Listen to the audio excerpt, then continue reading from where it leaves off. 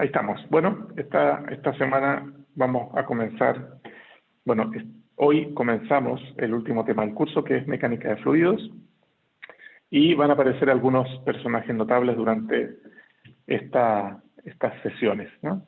En primer lugar aparece Pascal. Es como el orden en que van apareciendo, no es el orden cronológico en el que vivieron. Pero aparece Pascal, que es francés.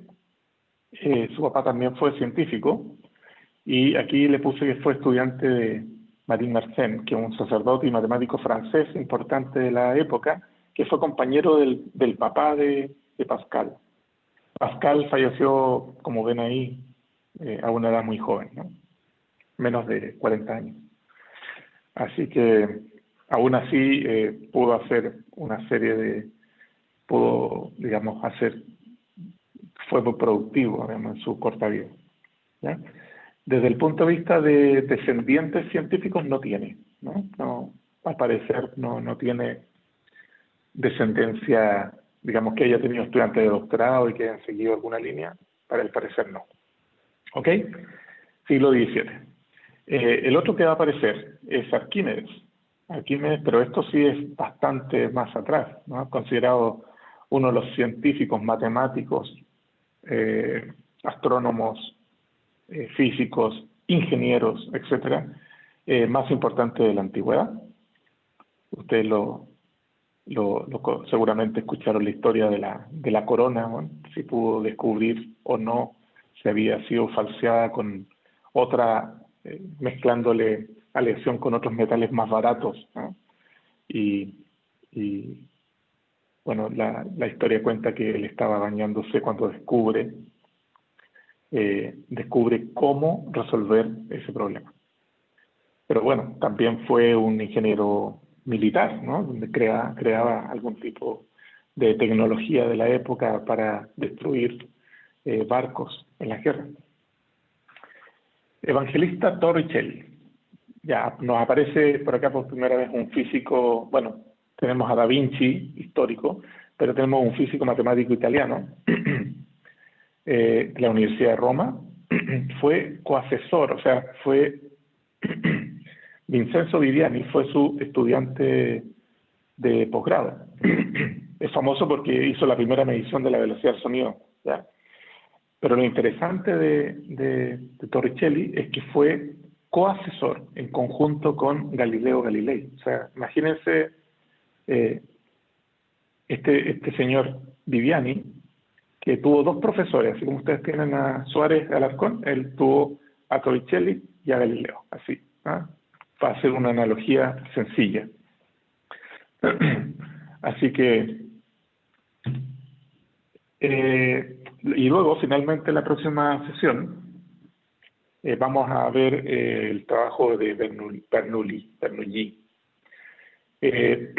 La familia Bernoulli es una familia inmensa, grande, muy grande. Viene el viejo Bernoulli, después viene Johann Bernoulli, después viene Johann II, Johann III, y entre medio el hermano de Johann II es Daniel, que está acá. Así que son suizos, ¿ya?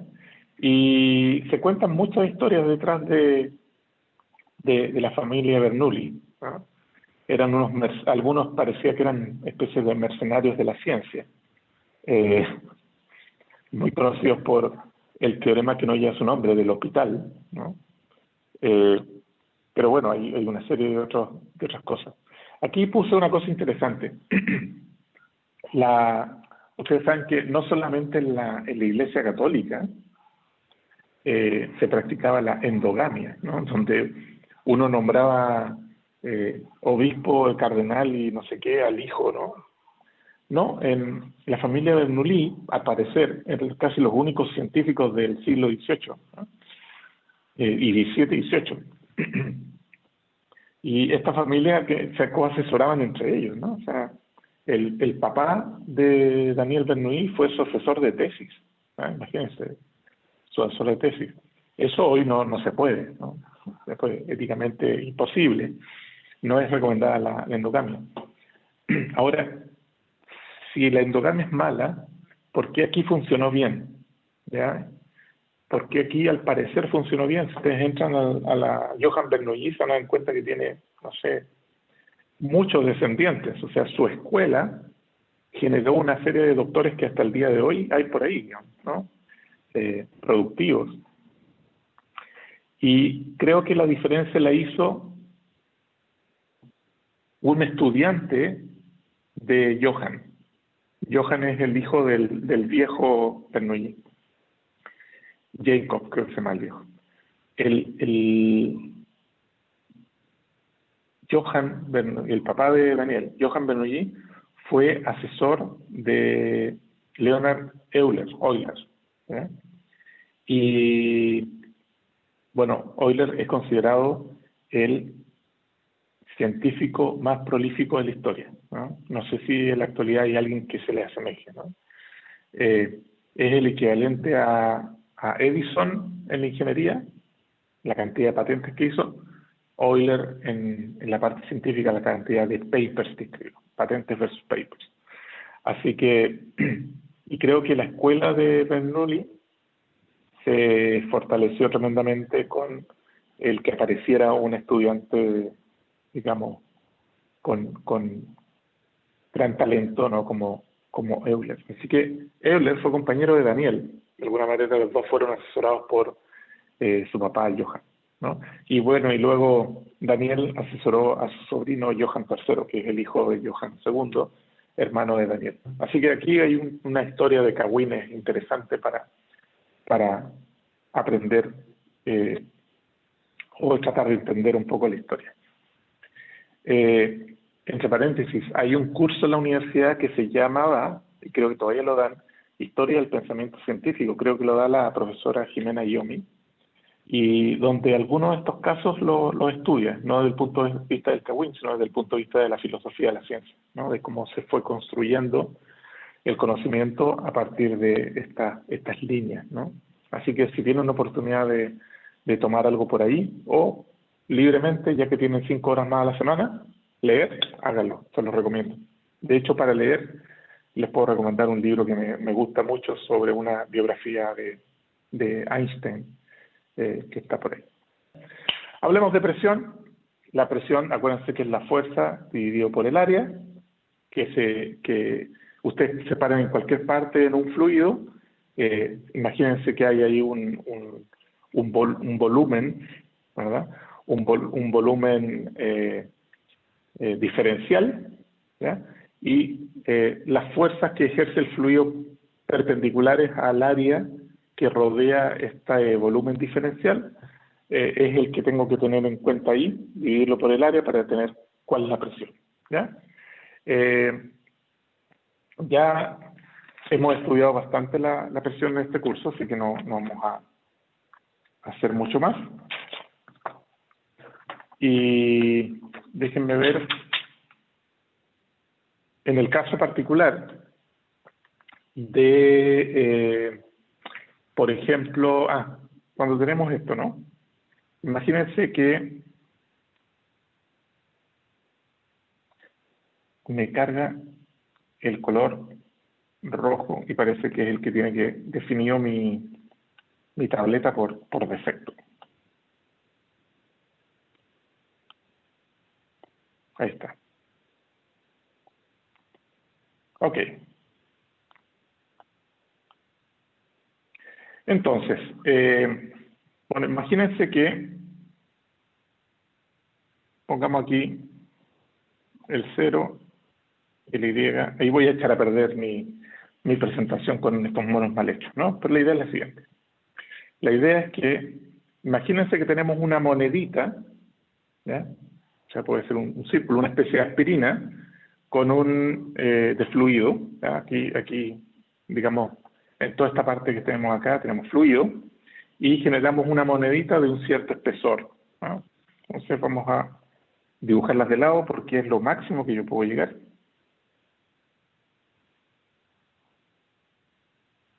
¿Ya? Así que este espesor sería delta Y, ¿ok? Y piensen en lo siguiente, piensen que tenemos una columna de algún fluido, puede ser aire, ¿ya? Algún fluido puede ser aire, puede ser agua, bueno, que están ahí. Y tenemos aquí un pedacito, ¿ya?, de este fluido que está ahí estático, ¿ya?, que está ahí estático. Así que pensemos, por ejemplo, si las presiones por acá, por estos lados de acá, hay, vamos a decir, una presión horizontal, y por aquí, o como le quieran llamar, una fuerza horizontal, que sería igual a presión por el área, y por el otro lado también, ¿ya? Pero estas dos se tienen que anular para que esta cosa no se esté moviendo, no esté acelerando horizontalmente, ¿ya? En el caso de las líneas vertical, tendríamos una fuerza por acá debido a la presión del fluido, y tendríamos una fuerza por acá debido a la presión del fluido, y ahora sí voy a usar el rojo, y además tendríamos la fuerza de gravedad, la fuerza que ejerce la Tierra sobre ese pedazo de fluido. Así que aquí tendríamos un mg,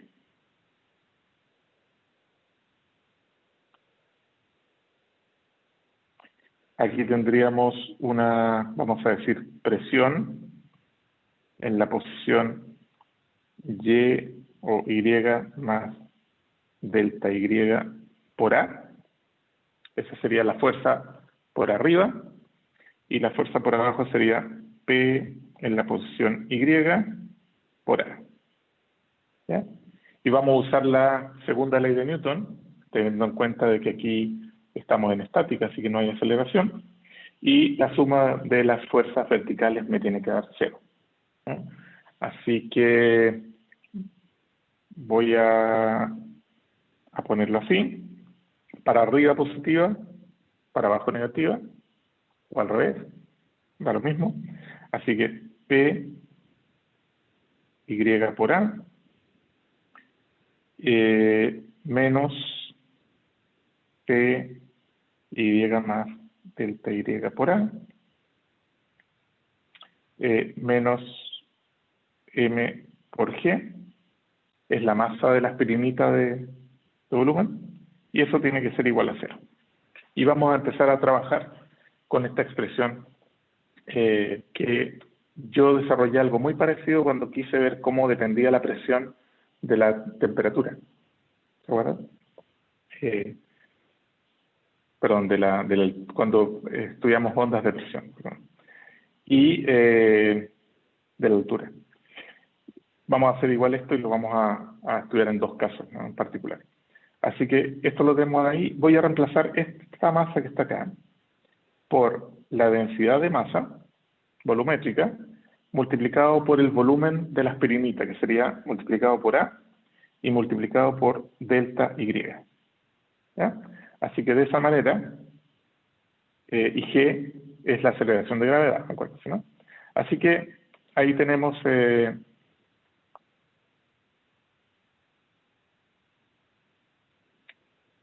aquí tenemos. Entonces vamos a ordenar esto un poco. Me va a dar P de Y más delta Y menos P evaluado en el Y,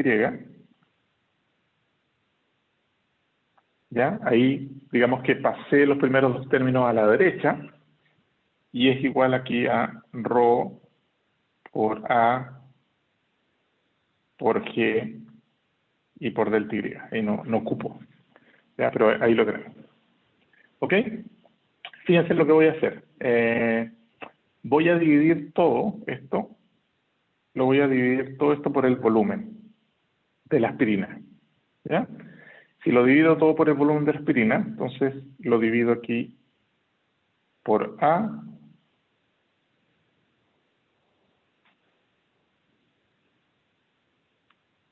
no, no, lo divido por A delta y aquí lo divido por A delta Y. Así que el resultado es color naranjo, el A se va por acá, el A se va por acá y delta Y se va por acá. Y creo que aquí cometí un pequeño error, pero lo corregimos al tiro. Y aquí debería ir un signo menos, porque el MG lo dejé al lado izquierdo. Ya, muy bien.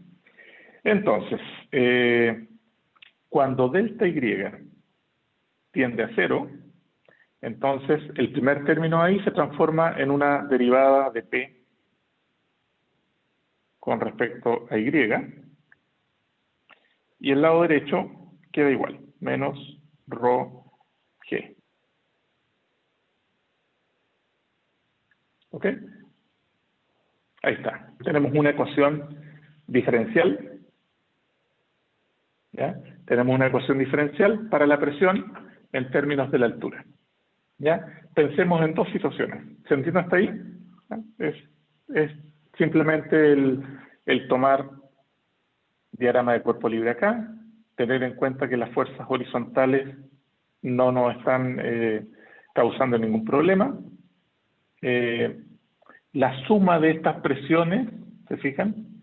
Tiene que ser, y esto nos va a servir para el principio de Arquímedes, la suma de estas presiones tiene que anular el MG.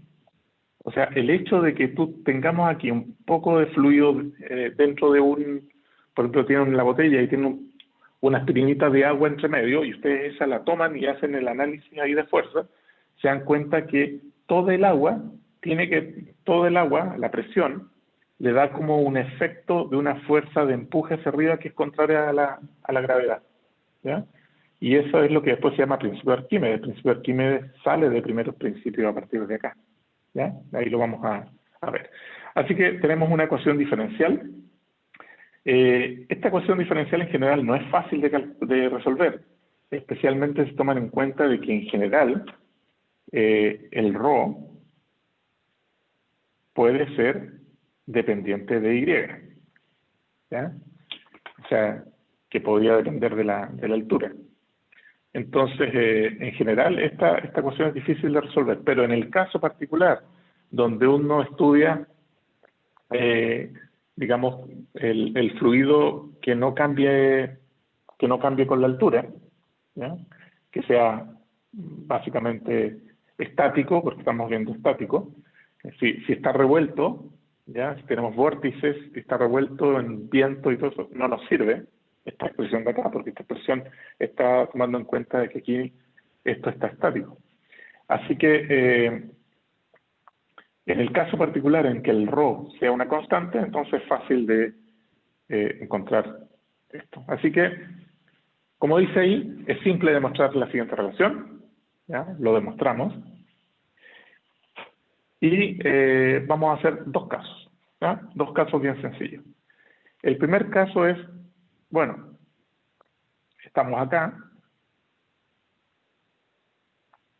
¿Ya? Aquí abajo tenemos una presión que le llamamos la presión atmosférica, por ejemplo, el P0, y queremos ver cómo cambia la presión con la altura. Y queremos ver aquí, a una altura h, cómo es la presión. Así que, cómo es la presión a una altura h. Entonces lo que tenemos que hacer es escribir el dP como menos rho g por dy y hacer una integración. ¿Integración de dónde? Vamos a ir de abajo hacia arriba para integrar. O sea, vamos a integrar desde P0 hasta P. Y por el lado derecho, la variable de integración es Y. Así que vamos a ir desde 0 hasta H. ¿Ya? Tiene que ser, para poder resolver una ecuación diferencial como esto, para hacer la integración, necesitan hacerlo de forma consistente. O sea, si al lado derecho van de 0 a P, al lado izquierdo van de P0 a P, al lado derecho tienen que ir desde Y igual a 0 hasta la altura H, ¿ya? Para que esto quede ahí. Así que lado izquierdo me queda P menos P0 y al lado derecho me queda menos rho GH. Así que la presión es igual a la presión atmosférica menos rho g h. Y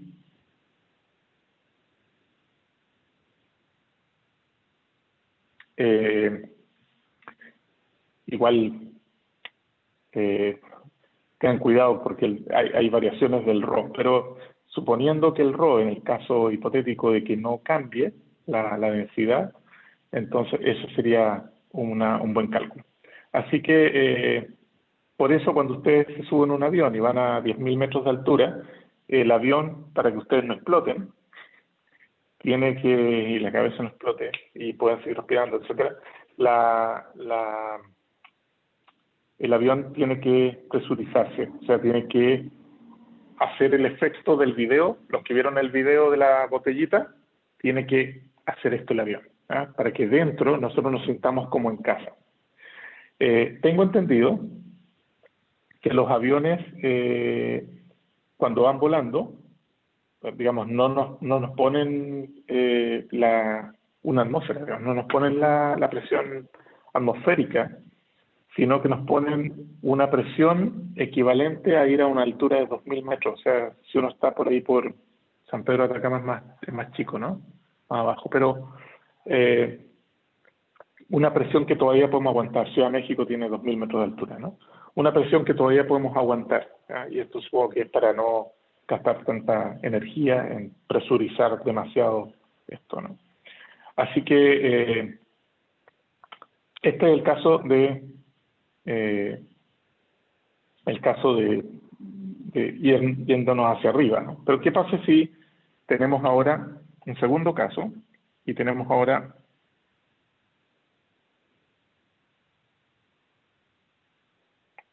una fuente con agua, con líquido, ¿ya? Vamos a poner aquí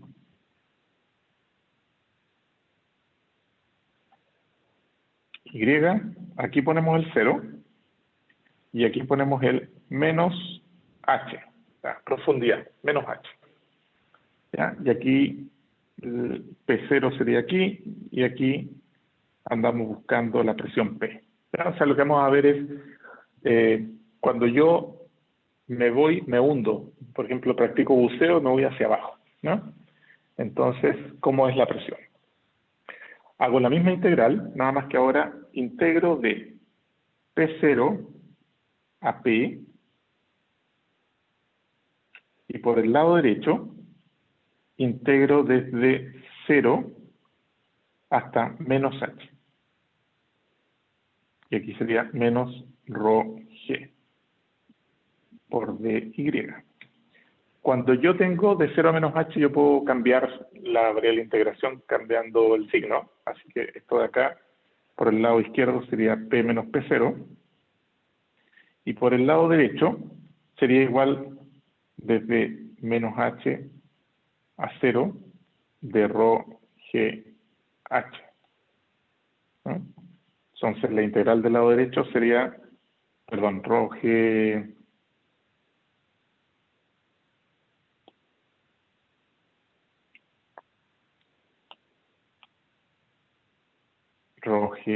de Y, ¿no?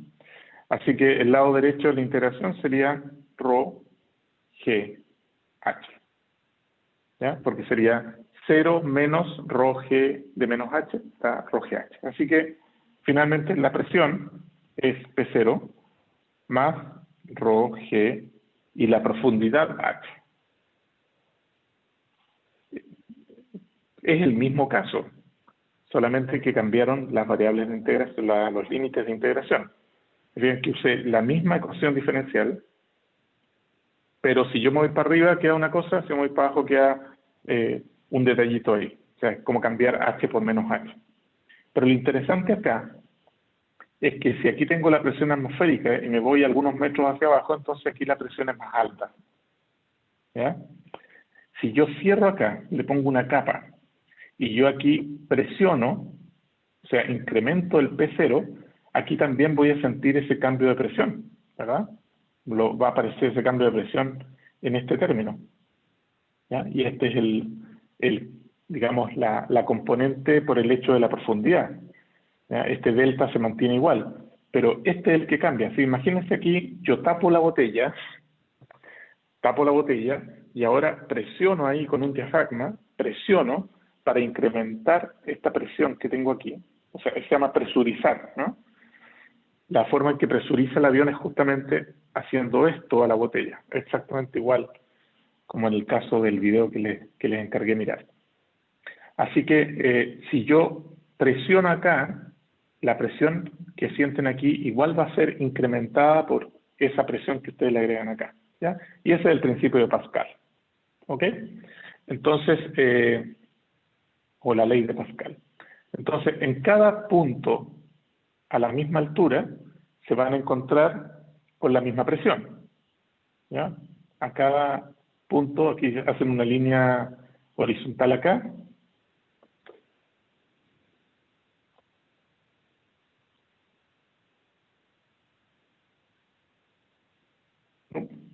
Si es horizontal, ¿verdad? En todos esos puntos la presión es la misma. ¿Ok? Aquí tienen la presión y profundidad, ya están las ecuaciones. Las voy a escribir acá para que queden. Entonces, P0 más rho G H igual a P en general. Entonces, la presión, si esta es la presión atmosférica, entonces lo que sienten a esta altura es exactamente la misma presión, que sería rho G, sería SP0 más rho G esta altura que está aquí, ¿no? O esta profundidad que está acá. ¿Okay? Y si van hacia arriba es la misma cosa, nada más que van a ir disminuyendo, acuérdense. ¿Ok? ¿Estamos bien hasta ahí? ¿Sí? Ok. Voy a suponer que... Muy bien. Principio de Pascal, lo que acabamos de ver. ¿Para qué sirve? Es súper interesante. Es el principio del gato o de la gata, ¿no? ¿Han escuchado hablar los que... bueno, los autos modernos muy caros, ¿ya? Si alguien tiene esa posibilidad, probablemente no les tocó levantar el auto para cambiar una rueda, digamos, ¿no? Ni siquiera tienen rueda de repuesto, ¿no? Pero bueno, vamos a suponer que esta tecnología la conocen. Básicamente es que cómo puedo elevar un auto que pesa 1000 kilos con una fuerza mucho menor, ¿ya? Bueno, este es el principio de la gata hidráulica, o de la gata, que le dicen los abuelitos. No se olviden, mijito, de llevar la gata, ¿ya? 8 gatas de auto. Bueno, aquí está. ¿Cómo podemos levantar un auto con pequeña fuerza? Ok, lo que podemos hacer es lo siguiente. Fíjense que acá, bueno, aquí viene el diagrama que viene en el texto, ¿no? Pero la idea es la siguiente. La idea es que en este punto y en este punto tenemos la misma presión, ¿ya? Tenemos la misma presión. O sea, aquí tenemos la fuerza sería P por A1, que sería un área mucho más pequeña acá, y aquí tendríamos la fuerza que sería P por A2. Así que ustedes tienen P A1, sería la fuerza F1, la fuerza que ustedes están presionando ahí, y la resultante sería la fuerza F2, que sería P por A2. El área es mucho mayor, la que están usando ahí para levantar. Así que lo que tienen en común es que las P son iguales, ¿ya? Así que si ustedes dividen aquí P, F1 dividido por A1, y lo igualan al otro P, que sería F2 dividido por A2, se dan cuenta de que el F2 es A2 dividido por A1, que es mayor que 1, por F1. Así que este factor multiplicativo aquí lo da justamente el área más grande, ¿no?, que tienen del otro lado. Así que de esa manera pueden con poca fuerza levantar lo otro, y lo que están utilizando básicamente es el principio de Pascal, ¿no?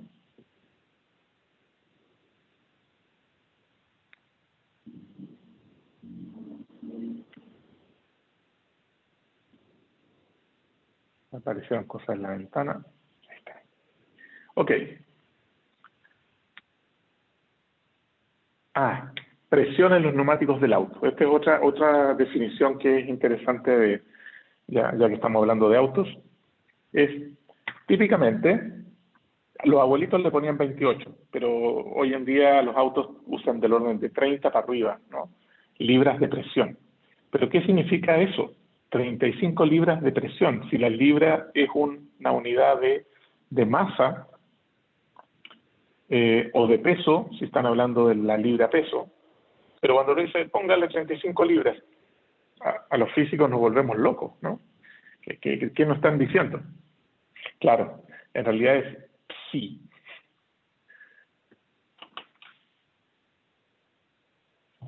Que no es ese psi. Ese también se llama psi. 35 libras, en realidad 35 libras significan 35 libras por pulgada al cuadrado, ¿no? Es una medida inglesa y que equivale a 2,4 por 10 a la 5 pascales, ¿ya? Esa es lo que le llamamos la presión manométrica, que es la diferencia de presión que hay entre la que está en la rueda menos la presión atmosférica. Si ustedes le pusieran a la rueda la presión atmosférica, la rueda no estaría desinflada, ¿no?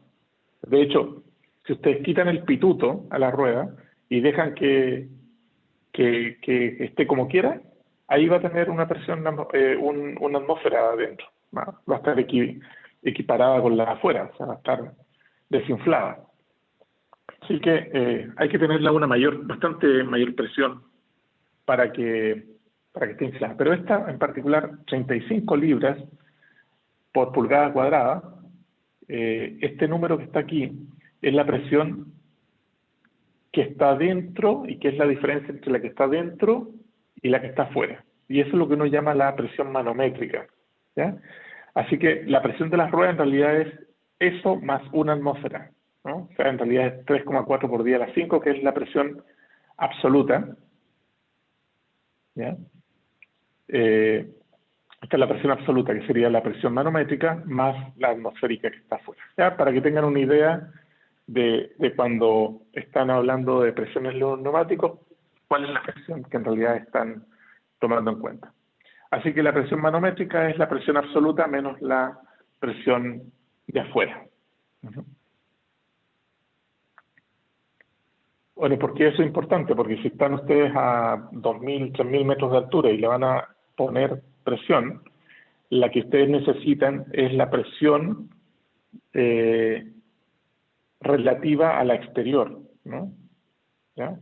Entonces, si no, va a reventar el neumático, ¿no? Si ustedes le ponen, ya que la presión atmosférica es mucho menor, están en San Pedro de Atacama y quieren quieren inflar las ruedas para volverse, y ustedes dicen, entonces pongámosle una absoluta de 3,4 por 10 a la 5, a lo mejor empiezan a sufrir los neumáticos. No creo que revienten, pero empiezan a sufrir porque afuera hay menos que la presión atmosférica. Entonces, la presión manométrica es bastante más grande. ¿Ok? Dos tipos de barómetros o de medidores de presión. Básicamente con esta regla o con digamos, de cómo depende la presión de la profundidad. Entonces, quieren medir la presión en esta parte, entonces básicamente lo que tienen que hacer es medir las dos columnas, aquí hay gas, ¿no? Miden las dos columnas de líquido que está acá, a una cierta densidad, que es esta, ¿ya? Entonces, ustedes saben que en este punto de acá, las dos presiones son iguales, ¿no? Están en la misma profundidad, y en este punto las dos son iguales. O sea, la presión P que quieren medir es la presión en este punto, que está aquí. ¿Okay? Entonces simplemente igualan estas cosas y les va a dar que, no lo anoté por acá, pero que la presión en este punto, ahí lo pueden ver, ¿no? Presión, acá, aquí sería presión más rho G Y1, que sería igual a la presión atmosférica, que está acá, más rho G Y2, igualan estos dos términos y pueden despejar la presión en términos de la atmosférica, más un término que depende de la altura. Es un ejercicio de álgebra bien rápido de hacer. El otro medidor de presión es el famoso barómetro. Simplemente ustedes toman un tubo de ensayo, lo llenan de mercurio,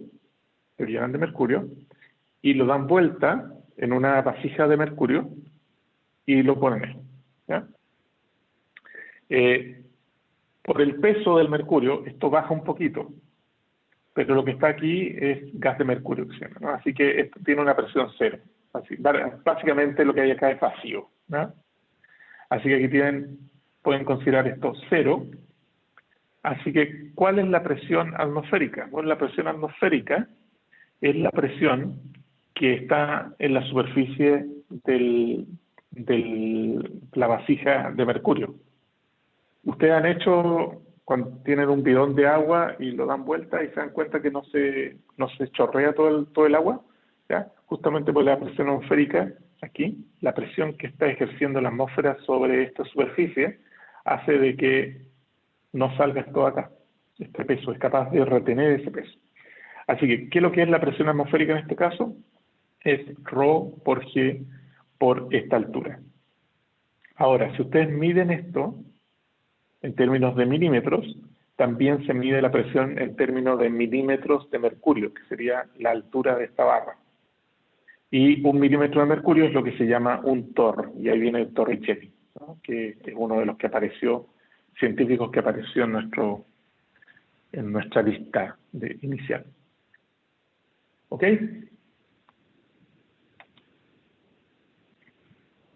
Muy bien. Muy bien, vamos a tratar de explicar el principio de Arquímedes para la flotación, y ustedes ya lo van a entender. Es realmente muy sencillo. Experimento mental. El experimento mental ya lo hicimos hace un rato, pero lo vamos a volver a hacer ahora, ¿no? Imagínense que acá, bueno, aquí tienen un vaso con agua, ¿ya? Un vaso con líquido. Puede ser gas también, pero vamos a hacer con líquido, ¿ya? E imagínense que aquí tienen un volumen imaginario. Ahí tienen un volumen imaginario que lo marcamos por fuera y hacemos este ejercicio mental que acabamos de hacer para la aspirina, en el que decíamos, ok, para que esto se mantenga estático en mitad del líquido, ¿ya? Para que esto se mantenga estático, entonces tiene que haber alguna fuerza que esté oponiéndose a la gravedad. ¿Estamos de acuerdo? Tiene que haber alguna fuerza que se esté oponiendo a la gravedad para que se anulen todas las fuerzas acá. Entonces, fíjense que las únicas fuerzas que aparecerían sobre esta masa de la misma cantidad estaría dado uno por mg, hacia abajo, pero el otro sería una suma de todas estas presiones o de todas estas fuerzas por área o presiones por área, ¿verdad? Que están en la superficie de este fluido, ¿verdad? Así que, y como esto no se mueve, el resultado de todas estas fuerzas que están actuando sobre la superficie imaginaria que estamos proponiendo ahí, tiene que ser una fuerza que le llamamos B, hacia arriba. En otras palabras, es mucho más sencillo como física 110. Si ustedes tienen un pedacito de masa que está flotando en la mitad del material, ¿ya? Vamos a decir masa del mismo líquido, este mg tiene que tener, ya que está en el centro y está estático, tiene que tener una fuerza de empuje hacia arriba del mismo valor, ¿ya? Bueno, Arquímedes descubrió esto mucho antes que subiéramos a hacer los diagramas de interacciones y estudiar a Newton, ¿ya? Ya vimos que es mucho más antiguo Arquímedes. Y él lo que descubrió es que si un cuerpo está parcial o totalmente sumergido en un líquido, en un fluido, el fluido, ejerce una fuerza hacia arriba sobre el cuerpo, o sea, que se opone a la gravedad, igual al peso del fluido desplazado por el cuerpo. Entonces ahora viene el final del experimento mental. Este espacio, que yo lo supuse ahí imaginario, imagínense que ahora tenemos ahí este objeto, está puesto ahí, ¿ya? Entonces, ¿cuál es la fuerza que el fluido le ejerce a ese cuerpo? Bueno, es la fuerza de empuje que descubrimos antes, porque es la fuerza equivalente al peso del volumen de agua que había en este espacio, ¿ya? Y ahí así se entiende entonces la fuerza de empuje o digamos, en este caso, el principio de Arquímedes. ¿Ok? Entonces, ¿cuál es el valor de aquella fuerza que se opone a la gravedad cuando un cuerpo es sumergido? Bueno, la fuerza es igual al peso, pero no al peso del objeto, sino al peso del líquido desplazado, o el líquido que hubiese estado aquí en este experimento mental, ¿ya? Así que esta es una manera de entender la plausibilidad, pero en la aspirinita allá quedaba también bastante claro cuál era digamos, el empuje que tenía que tener. Bueno, tenemos ahí algunos ejercicios que los vamos a comentar y se los voy a encargar para que los miran antes de la siguiente sesión.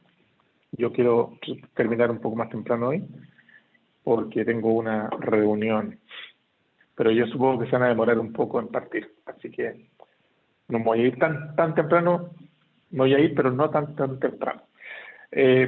Alcanzamos a mirar algún ejercicio. Ya, astrodesafío.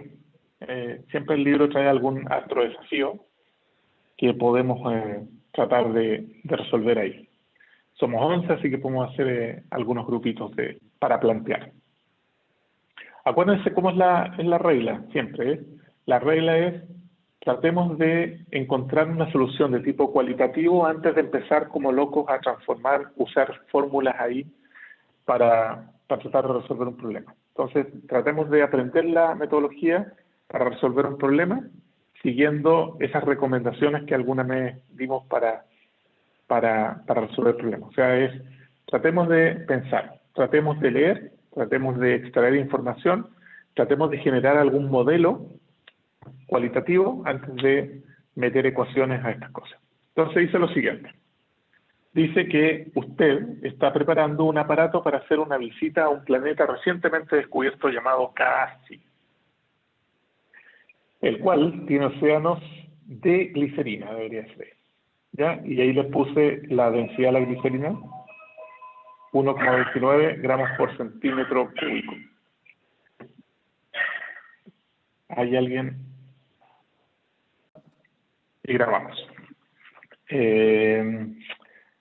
Joaquín, ¿qué me dices? ¿Se necesitaba o no se necesitaba la presión atmosférica en el planeta o en la Tierra? Al final no discutimos eso, pero en ningún momento se planteó la presión. En ningún momento se plantea la presión. Ajá. Ok. Entonces, la idea es tratar de aplicar lo mejor posible a lo tratar de aplicar lo mejor posible el principio de Arquímedes, ¿ya? Es decir, si algo está medianamente sumergido, entonces el volumen que se sumergió, si ustedes lo multiplican por la densidad del líquido desplazado, o sea, del volumen sumergido por la densidad del líquido y por la gravedad en el planeta donde estén, eso sería el valor de la fuerza que apunta hacia arriba. Y esa fuerza tiene que ser igual en tamaño a la contraria que da la gravedad del planeta que corresponda. O sea, tiene que estar en equilibrio estático. Y ¿cuáles son las cantidades invariantes que tienen que ser lo mismo en el planeta que ustedes estén? Las cantidades invariantes son, para nuestro caso, la masa y el volumen. El volumen, si ustedes toman un metro en casi, o en la Tierra, el metro es el mismo, y si ustedes ponen una balanza, el objeto es el mismo, la misma masa. Acuérdense que la masa es un invariante. Así que, magia de Zoom, ahí les muestro consideraciones en la Tierra, ¿ya? Entonces, vamos a suponer que la Tierra, bueno, no lo suponemos, ahí dice que son 25%, así que un cuarto de la cajita o del objeto que estamos creando está sumergido. Así que, por un lado, la fuerza de gravedad que apunta hacia abajo es masa total del cuerpo por la gravedad en la Tierra, y eso tiene que ser igual a la masa que apunta hacia arriba, que sería el peso del agua desplazado por esa caja. O sea, sería el volumen total del objeto dividido por 4, multiplicado por 0.25. Ese sería el volumen desplazado multiplicado por el rho del agua, que es 1, tanto, ya no lo busqué porque es agua salada, ¿no? Es 1, algo, cercano a 1. Y todo eso multiplicado por el G de la Tierra. O sea, es el peso del agua desplazada en este proceso. Así que es el mg tiene que ser igual a la fuerza de empuje, ¿no? Veamos en CASI. En CASI vamos a suponer que se sumerge un poco más, quién sabe cuánto, pero de todas maneras debe cumplirse que la masa por la gravedad en CASI, o sea, el peso, que sería la fuerza que apunta hacia abajo, tiene que ser igual al peso del volumen desplazado. El volumen desplazado yo lo puse como alfa por B. Entonces, volumen desplazado multiplicado por la densidad del glicerina, entonces ese me da la masa de la glicerina desplazada multiplicado por el G en el planeta casi. Si ustedes ven, ese G con ese G se van, ese G de acá con ese G se van, y las masas me quedan a los dos lados, pero la masa es un invariante, así que igual a los dos términos, esto está acá, y de aquí puedo despejar el alfa. Ya con una calculadora, el alfa da 20%. ¿Ya? Entonces quiere decir que en realidad está menos sumergido que la Tierra. ¿Ok? La densidad de la glicerina, digamos, hace de que el peso desplazado sea mucho mayor, ¿no? Así que tiene que, digamos, de alguna manera, es como que ustedes nadaran en agua muy salada, por ejemplo, en Laguna Céjar. ¿La conocen, la Laguna Céjar? Que es mucho más posible de que ustedes hayan ido a la Laguna Céjar a que hayan ido al Mar Muerto, ¿no? Pero la Laguna Céjar es una laguna que queda en el desierto de Atacama, que ustedes la pueden visitar, que pagan una buena entrada y les permiten tirarse, traten de no tirarse un piquero si que van, que no la conocen, porque es como pegarle casi a una tabla y pueden flotar y algunos se llevan ahí una revista para que mostrar que son capaces de nadar flotando. Es un poco lo que pasa acá con el glicerol, ¿no? Que tiene una densidad mucho más grande, entonces en realidad y poco importa la gravedad, ¿no? Eso es lo interesante aquí. ¿Ok? Nos pasamos. Pero bueno, ya estamos listos. Había un problema para después, pero ese podemos partir la próxima clase con ese antes de ver Bernoulli. ¿Ok? Bueno, que tengan un excelente fin de semana, excelente tarea de aquí a mañana. Hay al menos 2 personas que llegaron ayer a la asesoría, así que ahí yo supongo que la información vuela y van a poder comunicarse los tips para la tarea, ¿ya? Así que les vaya muy bien. Chao, chao. Me voy a mi reunión enseguida.